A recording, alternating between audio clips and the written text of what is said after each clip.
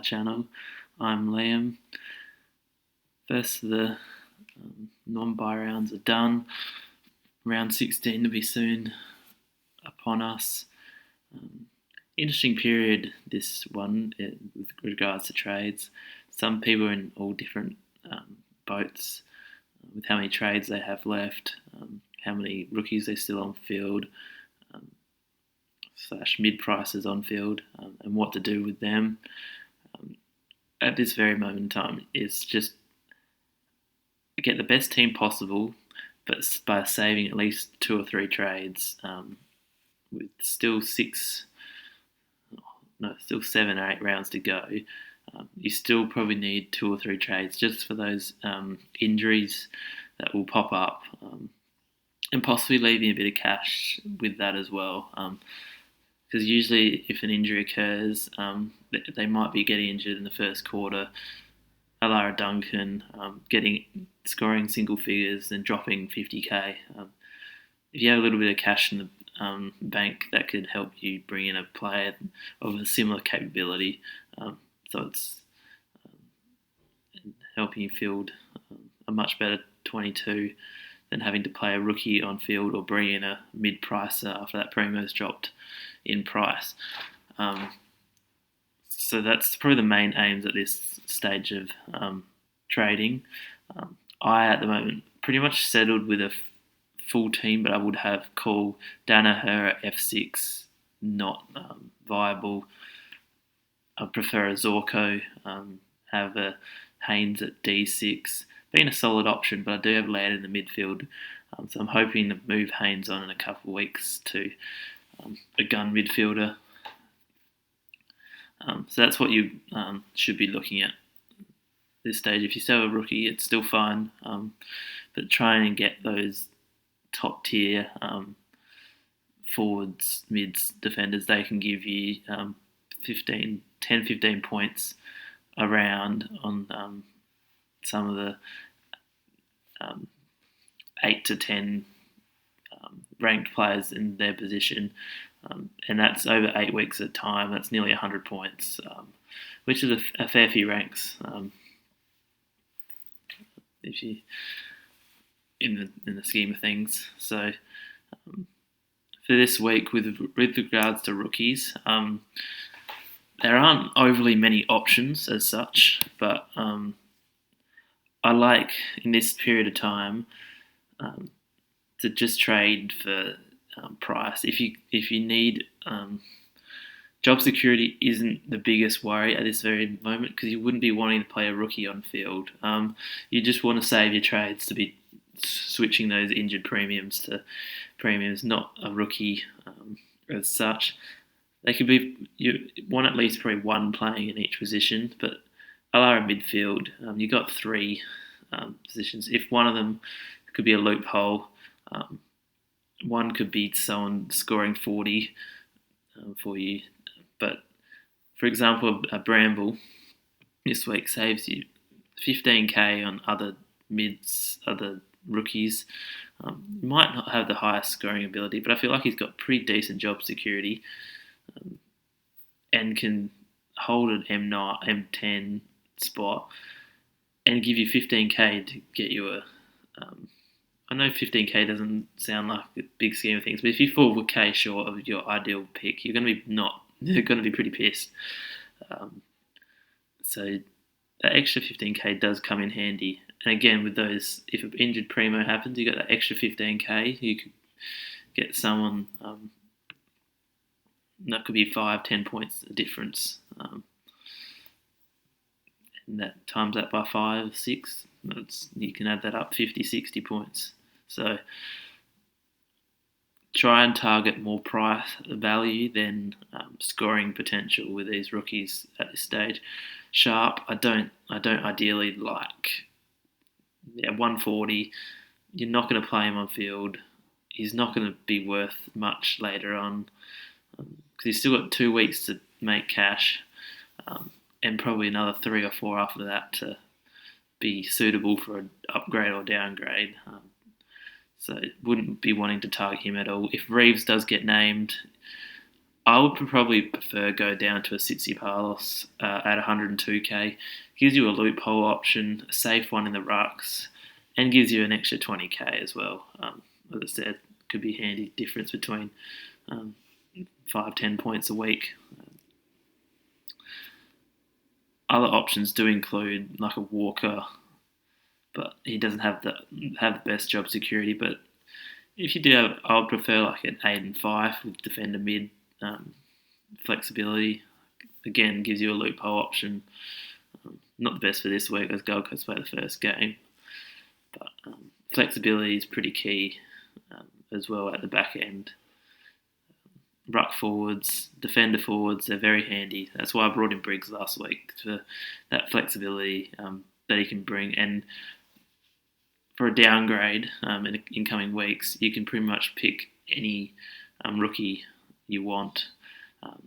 Whereas if you have just straight mid, straight forwards, straight defenders, you're locked down to that position, and you're just hoping for a rookie comes in that week. Otherwise, you're bringing in a non-playing rookie, which is fine, but if they're only the F10, D10, M11 type players, but we're sure to have a few non-playing players in our sides at this very stage. It's enough about rookies. So Bramble would be number one option, and then probably a loophole, Tsitsi Palos if you need a ruck.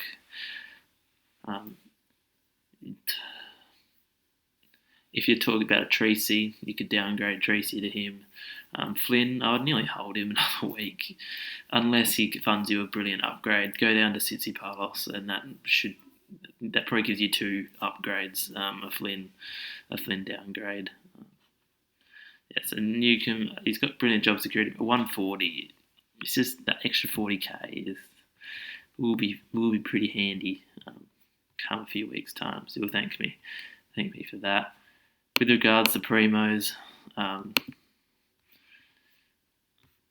let's start with the defence. You can throw a blanket over a lot of these players. Laird, Whitfield, Mills, probably my top couple of defenders. Playing mid type roles, always more handy in the SuperCoach world. Other options, Maynard, I really like. Collingwood loves to chip it around. I know it doesn't give you too many points, but Maynard's contested intercept marking ability is improved. As shown by his average in his last couple of weeks, 120. No slouch to have in your team. Blitzav's playing more of a ruck role. Handy scoring for a defender, 108, but probably prefer that other players in the top tier of. He tends to do this type of scoring, but then throws in a 50, 60, and then people will be complaining. He's not. I wouldn't call him the most consistent performer around. A little pod option is Daniel Rich, with Brisbane having a very nice run home. They love the ball in his hands. And end of games, he just when Brisbane are way ahead, just loves a little cheap goal or two. I don't know why I said goal or two, cheap mark or two, and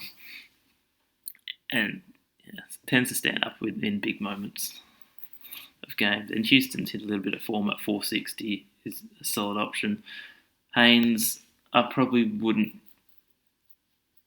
I'm using him as a stepping stone, but I feel like he's gone up 80k more than you would like. But if you are short of cash, I would recommend. Daniel's playing a nice little mid-roll, which has bumped his scoring a bit. Along with Crisp, is solid play. Lloyd's been disappointing. I would hold if you do have him, but it's just unfortunate. He hasn't been able to back up his season. He might be a pretty popular pick next year. because his price will be much cheaper than usual. So yeah, defenders, it's a hard one. They're packed up, but most that Whitfield, Laird, midfield, Mills, try and target those midfielders in the forward line. There's two options that I would consider for this week if you want to bring in a player. One, Paddy Dangerfield. I know he's not in the best of form at the moment. Slowish start, but his last couple, 290s in a row, playing a little bit more midfield time, not sacks, but just enough just to open your eyes up. Plays Essendon this week. I feel like he stands up in this game. Essendon will come out hard, but I feel like this is Dangerfield's breakout game. At $4.95, you're not going to get him any cheaper. Take it and run. Dangerfield will probably be the most selected, brought in player this week. I wouldn't be surprised seeing that at 20% next week. It's just a name. Zorko is an amazing option also to bring in. It's just 150k. Paying 150k more for a Zorko over Dangerfield, you would never think in your life you'd be getting this. It's just too hard to not take the Dangerfield pick. If Dangerfield has to just get within 20 of Zorko average to be a choice this year, and he saves a trade as well, which I particularly like. Even though Zorko might outscore him by 100 points for the year, an injured player could cause you to play a rookie. That's 50 points if they miss out 5 weeks because you run out of trades. There's a little bit of a problem there. But Zorko is an amazing option. If you've got Dangerfield already, or you're just looking to double upgrade, Brisbane have got an amazing run home. It's going to be hard to watch. He's going to be at 700k soon. Oh, it's just hard to pay up for him. But he's in incredible form. I wouldn't be surprised if he goes 150 again this week. Let me know in the comments. Would you waste an extra trade to bring in Zorko over Dangerfield? Because it is a tough one for me. I'm still struggling who to choose out of those two. Any ideas? Send them my way. Don't trade any of your Primo, Zeeble, Hole. Ball just wasn't down there in the Gold Coast game. I wouldn't be surprised if both of them turn up against the Doggies this week with the ball being down there a hell of a lot. Sidebottom's another option around the same price as Dangerfield, but just Dangerfield's name, his ceiling is incredible when he gets going. I see Dangerfield going at 160 this year. I don't know when, but it will happen, and it'll be nice to be on. Have him there than just watching in tears. So Dangerfield is my number one brilliant pick this week. The mids, you can just throw a blanket over a lot of these. As I said with the defenders, all of them are great options. Lions, any of the Brisbane players, Neil, probably not McCluggage. I feel like he's dropped off a little bit with both Zorko and Neil on the team. But any of Neil and Lyons, great picks. I really like Simpkin. Might struggle this week against Bulldogs. I'm just being a bit wary on that, but he's played himself into a bit of form, especially in Tassie. He's had 30 touches in his last 4 there. And at 558, he's underpriced. Merritt, he's got a toughish matchup this week against Geelong. I don't see him going 147 again. So Mitchell seems to butcher the ball a little bit as of late in a lot of cheap possessions. if he doesn't do that, he can score 150 because he gets so much ball. It's incredible. McRae, amazing. Bring him in at your will. Took again, great pick. Whoever started him, and yeah, I feel like any of these, it's just hard to split. St Kilda doesn't have the best of runs home, so I'm a bit hesitant on Steele, but he's an absolute gun. Whoever he plays doesn't tend to phase him too much. Yeah, and I'll be probably just looking in that 600k bracket, and or a Simpkin Mitchell type. If I was going to say my top 8 mids, it probably would include Zorko.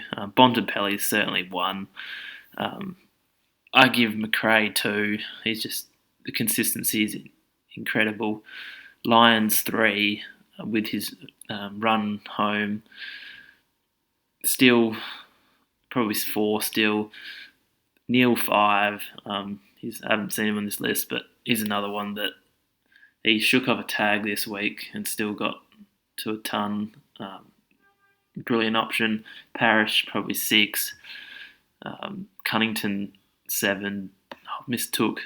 Probably took 7. Cunnington 8. Miss Merritt 9. Simpkin 10. Here's Neil. 98 with a tag. You're never going to see him at 575. Just like Dangerfield at 495, you're not going to see him there again. So if you've got a little bit of cash, I'm looking at bringing in Neil in a couple of weeks for Haynes.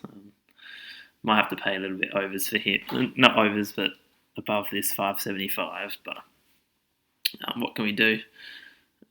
So there's my trade advice for this week. Everyone's, as I said at the start, everyone's in different positions. If you've got any queries, just let me know in the comments. I'm happy to help. It's probably easier knowing what your team is like for an option to bring in than just listing names, because it's just, you look at these names, it's just you go, yep, and yep. All great options. Hopefully in the last 5 weeks I might do a table of best matchups. But till then, I'll be back on Thursday for a preview of this round, what my trades are going to be. It's most likely going to be Impey to Dangerfield and Waitman to Bramble, which will give me 200k with four trades to work out what I'm doing with Haynes and Danaher in the coming weeks. So, till then, have a good one.